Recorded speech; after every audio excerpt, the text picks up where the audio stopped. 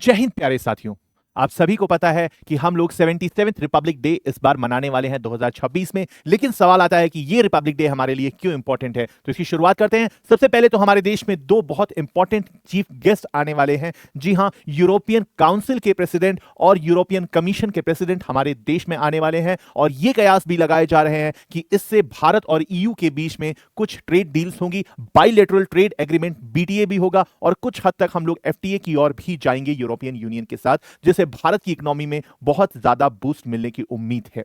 वहीं अगर हम बात करें रिपब्लिक डे परेड की, तो इस बार आर्मी की वेटरनरी यूनिट भी आ रही है, यानी कि जानवरों से संबंधित जो यूनिट होती है, जो कि एक मूक योद्धा होते हैं और इस देश के प्रहरी बनने का काम करते हैं, वो भी शामिल हो रहे हैं। इसमें मेनली अगर हम देखें तो 2 बैक्टीरियन कैमल शामिल हो रहे हैं और 4 जंस्कार पोनी शामिल हो रहे हैं और 10 देसी नस्ल के कुत्ते शामिल हो रहे हैं और 6 हमारे जो इंडियन आर्मी में ट्रेडिशनल कुत्तों की नस्ल थी वो भी शामिल हो रही है और 4 शिकारी पक्षी शामिल हो रहे हैं। इसमें अगर मैं बात करूं तो बैक्टीरियन कैमल की अगर मैं बात करूं तो ये बैक्टीरियन कैमल वही कैमल है जिनके 2 कुबड़ होते हैं या 2 हंप होते हैं, जिसके अंदर वो फैट स्टोर करते हैं। जी हां, ये कैमल स्पेसिफिकली हमारा जो सेंट्रल एशिया का रीजन है वहां पाए जाते हैं। हमारे मंगोलिया के डिजर्ट्स में और चाइना के गोबी डिजर्ट्स में मेनली ये कैमल पाए जाते हैं और हमारे लेह लद्दाख के नुब्रा वैली एरिया में मेनली ये कैमल्स पाए जाते हैं।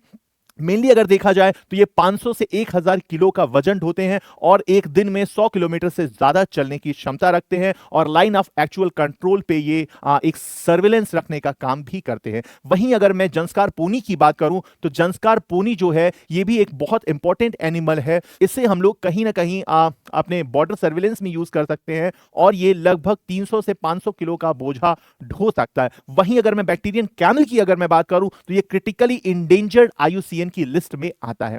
और तो और यहां तक की बातें तो ठीक थी जो कि हमने रिपब्लिक डे की बात करी, लेकिन यहां सबसे इंपॉर्टेंट एक और चीज है कि इस बार 23 जनवरी को हम लोग रिपब्लिक डे की शुरुआत करेंगे नेताजी सुभाष चंद्र बोस के जन्म दिवस के अवसर पर, यानी कि जिसे हम पराक्रम दिवस के रूप में भी कहते हैं। इसी दिन हमारा रिपब्लिक डे शुरुआत होगी और इसे कंटिन्यू किया जाएगा और रिपब्लिक डे की एक दिन पहले यानी कि 25 जनवरी को भारत के राष्ट्रपति उद्बोधन देंगे और फिर 29 जनवरी को रिपब्लिक डे का समापन किया जाएगा वंदे मातरम के उद्घोष के साथ। मैं उम्मीद करता हूं ये बातें समझ में आई होंगी और ये एग्जाम पॉइंट ऑफ व्यू से बहुत ज्यादा इंपॉर्टेंट है। ऐसी और वीडियो को देखने के लिए प्लीज हमारे चैनल को शेयर करें, लाइक करें और सब्सक्राइब करें। जय हिंद।